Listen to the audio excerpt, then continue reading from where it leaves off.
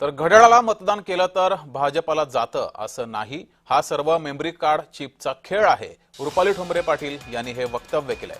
रुपाली ठोंबरे पाटील यांचा दोन्ही प्रभागामध्ये पराभव झालाय.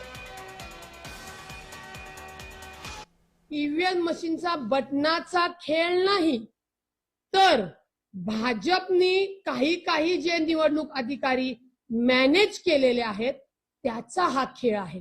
बटनाचा म्हणजे जे काही लोक बिचारी म्हणतात की आम्ही घड्याळ दाबलं कमळला मतदान जातं, नाही. मेमरी कार्ड चिपचा खेळ आहे.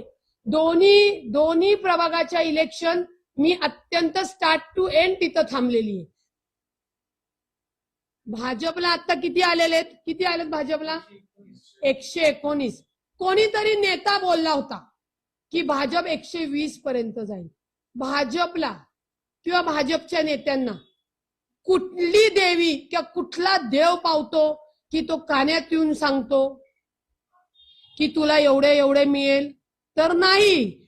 भाजपची वरपासून ते खालपर्यंतचे नेत्यांची दुसरी तिसरी फळी ही निवडणूक आयोगाची अधिकारी आहेत हे मॅनेज करतात.